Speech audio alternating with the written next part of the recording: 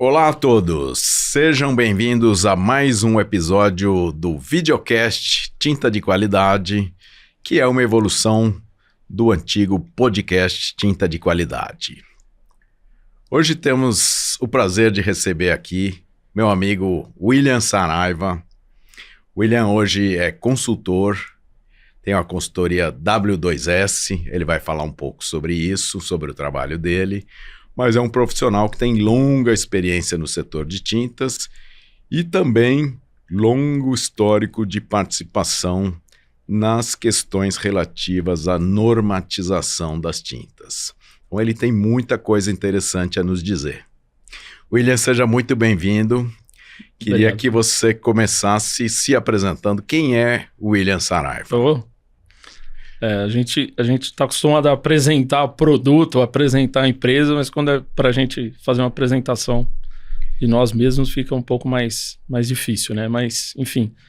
Eu estou no mercado já há 32 anos, né? Entrei no mercado de tintas porque iniciei minha carreira na área química e tão logo eu iniciei, né, minha carreira como a maioria dos profissionais fazem com estágio e me apaixonei pelo segmento porque até hoje, né, eu sempre costumo dizer nas minhas palestras que é um dos produtos mais versáteis, mais sustentáveis e mais inteligentes que tem na construção civil, né? Não só na questão de custo, mas na questão de desempenho, de tudo isso. E da capacidade que a tinta tem de renovar, né? De transformar os ambientes. Então, me apaixonei, iniciei minha carreira na área dos laboratórios físico-químicos, depois fui também para a área de desenvolvimento de produto, especializei, né? Fiz um MBA em gestão de produtos, inovação. E aí, a gente, aqui no Brasil, apesar de ter a Abrafat, que é um dos melhores congressos de tinta no mundo, comecei a frequentar outros congressos, né? Então, não só de tinta, mas também de outros segmentos, para poder trazer tecnologia para o Brasil, né? A empresa que eu iniciei minha carreira é a empresa de capital nacional. Você tem essa necessidade de buscar tecnologia fora, né? E assim foi, né? Fiquei nessa empresa por longo período, uma empresa excelente. Como qualquer outro profissional, fiz minha transição de carreira. Então, eu atuei tanto na área de produto, de inovação, de pesquisa e desenvolvimento, como na área industrial, na última empresa que eu atuei, né, como diretor industrial. E aí, por fim, em 2022, por alguns motivos, né, pessoais, eu decidi iniciar a minha carreira mudando um pouquinho de lado, deixando de ser fabricante, né, e ser um prestador de serviço. E aí nasce a W2S, que é uma empresa de consultoria que tem o propósito de ajudar as empresas a melhorar os resultados, né, desenvolvendo produtos, trazendo inovação, melhorando governança, melhorando gestão industrial, implementando tecnologias. A W2S hoje conta com 9 especialistas, então não sou só eu. Especialistas de bastante experiência. A gente brinca sempre que quando soma a experiência de todos, lá a gente passa de 200 anos, né? E a gente tem conseguido atingir o objetivo, que é ajudar as empresas não somente de tinta.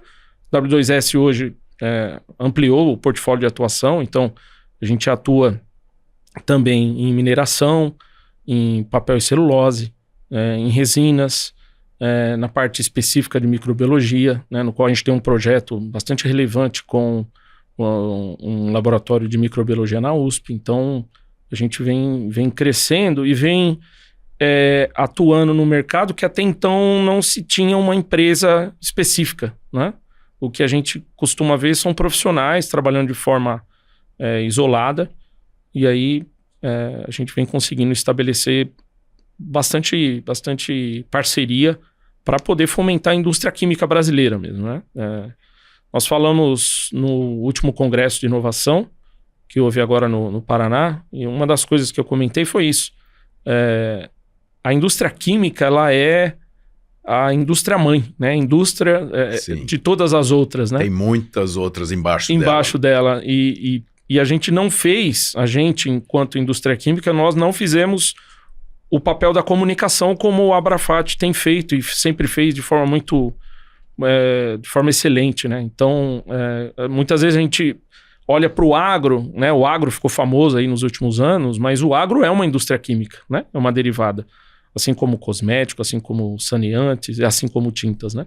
Mas, especificamente de tinta, a Abrafat faz esse excelente trabalho de comunicação.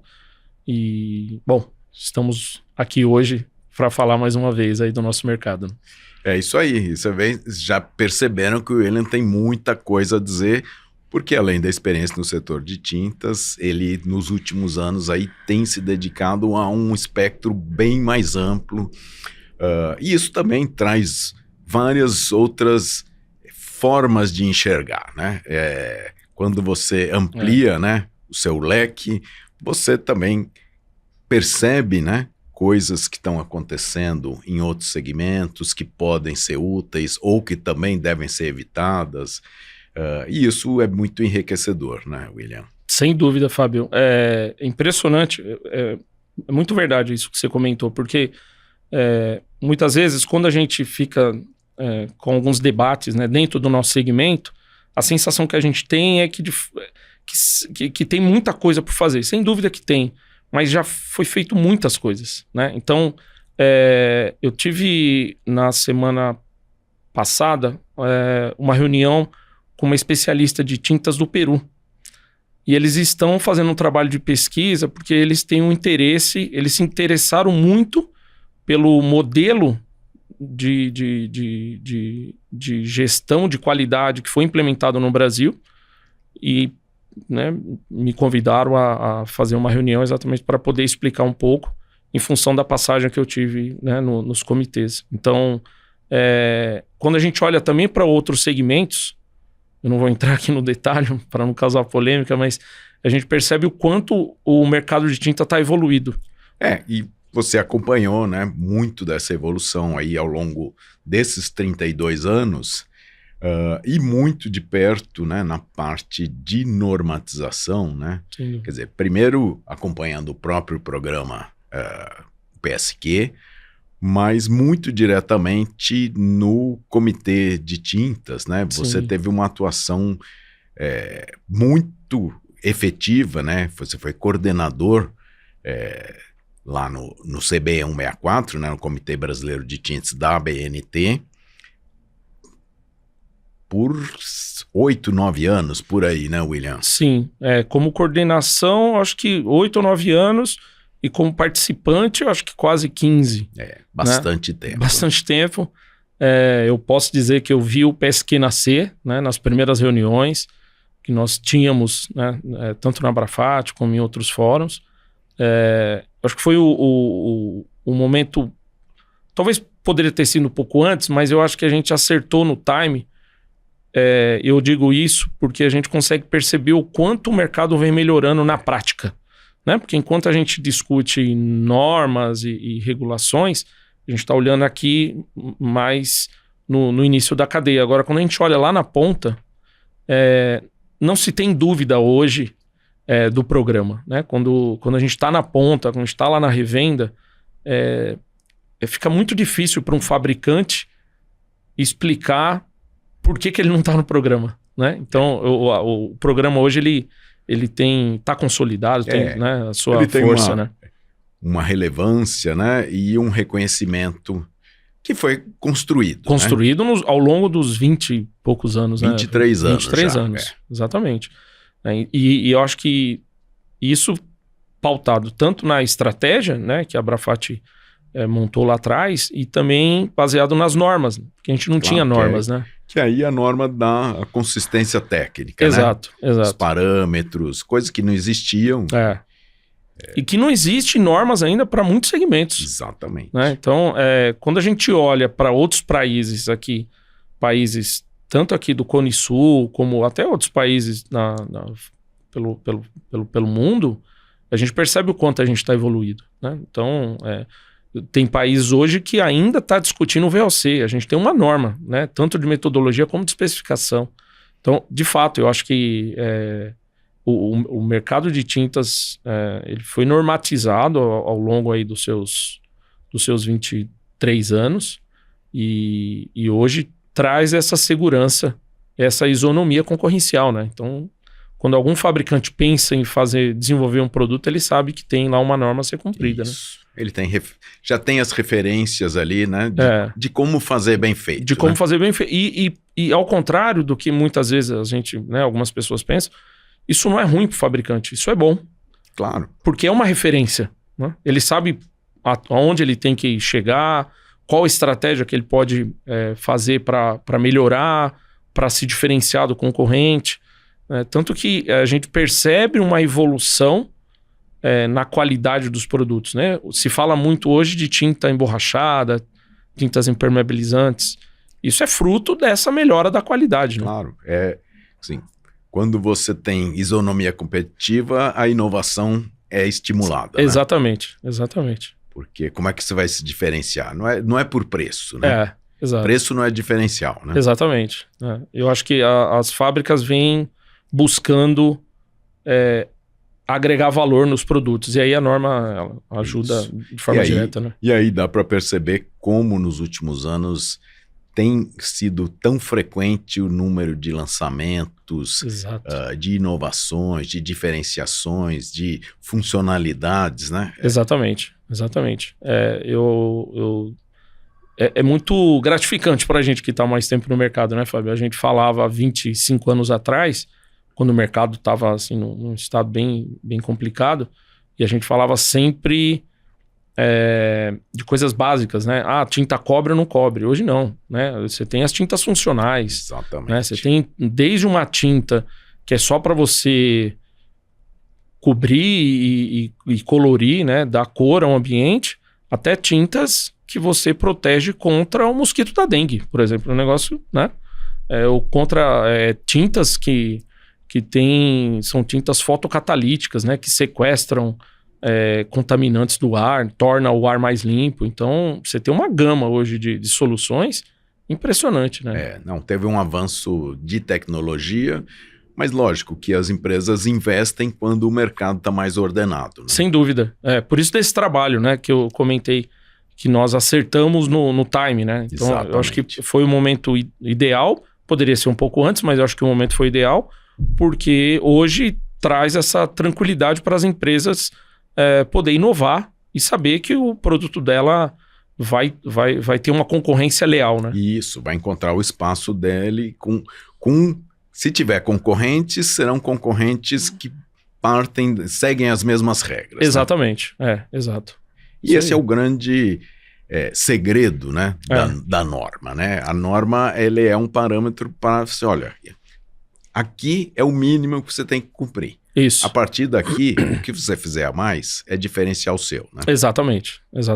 Isso isso tem ajudado, inclusive, as empresas a investir mais em inovação, né? Hoje, a grande preocupação das empresas é agregar valor e tornar os produtos mais sustentáveis do ponto de vista de usar insumos ou matérias-primas que tenham um impacto menor. Isso. Né? Então, essa também é uma questão muito atual, né, William? Muito. A questão da sustentabilidade, tanto pela cobrança, né, pela pressão da sociedade, como pelo próprio nível de conscientização, né, das próprias empresas em relação ao seu papel, né? Sim. Eu fico muito feliz, Fábio. Quando a gente olha para o nosso mercado versus o mundo, o que a gente tem de oferta de matérias-primas de fontes renováveis no Brasil, o Brasil vem liderando isso. Pois é. Né?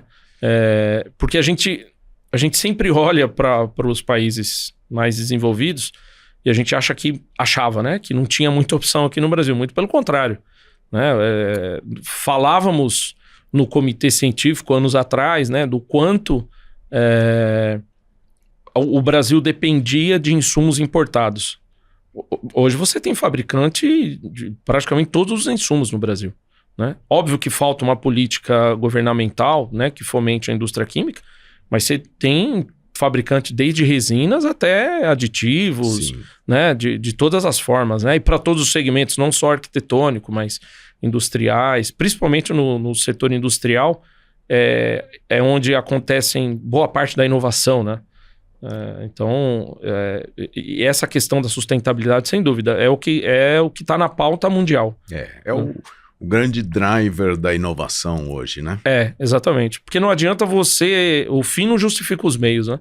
Não adianta você desenvolver um produto que resolve um determinado problema, mas que traz uma série de impactos aí tanto para o usuário como para a cadeia, né? Para as pessoas que trabalham, né? Para os colaboradores. Então, eu acho que isso também tá na pauta e tem muita empresa trabalhando. E é muito interessante ver, né, o nosso mercado de tintas, que se você olhar as primeiras tintas, elas usavam todos componentes naturais, né? E aí passou, lógico, a indústria petroquímica teve um avanço extraordinário, permitiu um avanço extraordinário na indústria de tintas, e agora estamos voltando a buscar as matérias-primas de origem biológica, né? Vegetal, né? Vegetal, muita coisa de grãos, né? Muito da parte de árvores também. Sem dúvida. E é assim, Fábio, hoje, tecnicamente, já é possível você fazer uma tinta, pelo menos, para eu não errar, pelo menos com 80%, 85% de carbono renovável. 80% a 85%. Eu nem tinha esse dado. É super interessante isso, William. Não, já é possível, né? De várias formas, né? Então, você já tem ácidos ácidos orgânicos de fontes renováveis que substituem os ácidos fonte petroquímica, né? Hoje você pode fazer uma resina à base de óleo de soja e à base de glicerina, que é totalmente, né? Então você pode usar um solvente que também é base renovável. Então tá óbvio que tem algumas matérias-primas que aí é um pouco mais difícil, né? Tem questões que são de viabilidade técnica e tem questões de viabilidade econômica também, né, envolvidas. Mas veja, você na década de 70, a gente fazia tinta com mercúrio e chumbo. Pois é. Né? Então a gente está falando hoje de tinta à base d'água com 80% de carbono renovável, né? Então, assim, o que o nosso mercado evoluiu nas últimas décadas é impressionante, né? É bem interessante essa questão aí da sustentabilidade, como ela ganhou força e como, às vezes, até a sociedade percebe pouco o papel da tinta como um elemento que garante a durabilidade, né? E, portanto, contribui para a sustentabilidade também, né? Exatamente, Fábio. Eu falo isso em todos os fóruns que eu participo. A tinta hoje é o produto mais sustentável comparado com outros produtos, porque ele tem a capacidade de tornar um determinado material com uma vida útil muito mais longa. Exatamente, né? Então, aumentar essa vida útil, proteger, né? Exatamente, porque aí você deixa de consumir, né, o que é insumo limitado, né, insumo que não é renovável, né, como uma porta, uma mesa, Exatamente. Um carro. As peças de madeira são exemplos típicos, mas uma ponte, um viaduto, né, uma plataforma de petróleo. Exatamente. Sem pintura, quanto dura, né? Quanto duraria, né? Quanto dura assim. Então, isso, fora a capacidade que a tinta tem de tornar um ambiente feliz, né, agradável, e o custo, né, que eu sempre falo, Sim. Eu vou carregar isso, né, por toda a minha carreira, né, porque a tinta é o produto mais barato que se tem na construção civil, né? A gente sempre olha para o preço da lata, a gente nunca olha para o preço por metro quadrado. E graças ao programa e graças às normas, a gente consegue hoje fazer uma conta simples e concluir que a tinta custa por volta de R$4, R$5 um metro quadrado. É muito barato. É muito barato. É uma renovação. E acho que isso ficou marcado durante a pandemia, né? As pessoas fizeram muita experimentação em casa, perceberam como uma mudança de ambiente, inclusive contribui para o seu bem-estar emocional, né? O seu conforto, tornar o seu ambiente mais aconchegante, mais acolhedor. Exato. Com um custo muito baixo. Muito baixo, exatamente, né? Lógico que quando a gente vai olhar muitas pessoas acham que tinta é caro, porque ele olha no todo, né? Então ele soma o custo da mão de obra e o custo do material. Mas o custo do material normalmente é 1/4, 1/3 do custo total, né? Então, com toda essa entrega que a tinta tem, né? Então, por esses motivos todos que eu sou apaixonado pelo nosso setor, né? Eu acho o mercado de tintas fantástico. Olha, uma conversa super interessante com o William. A gente teria assunto aqui para continuar por muito e muito tempo, né, William? Verdade, Fábio. Mas, infelizmente, o nosso episódio de hoje vai ter que terminar em função do tempo. William, queria te agradecer. Foi excelente a nossa conversa. Mas, desde já, eu já quero deixar um convite para a gente fazer uma segunda conversa, que eu acho que tem muitos temas que ficaram de fora hoje e que a gente pode explorar, inclusive alguns que a gente passou assim meio de lado hoje, teria muito mais espaço para a gente comentar. Então, te agradeço novamente, fica aqui o convite já para uma próxima oportunidade e passo a palavra para você fazer o seu agradecimento, suas palavras finais. Não, eu agradeço, Fábio, o convite, né? Queria agradecer a Abrafat, você em nome da Abrafat, né? Por todo esse tempo que a gente está junto aí, né? Tanto no desenvolvimento do mercado, com normas e por tudo que a gente tem feito para o mercado. E dizer que eu estou muito feliz aqui de alguma forma poder contribuir novamente aí com o nosso mercado de tintas, né? Muito obrigado. Muito bom, acabamos de gravar mais um episódio do nosso videocast Tinta de Qualidade.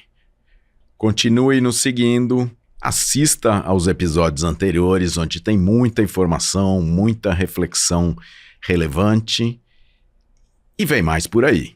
Obrigado e até a próxima.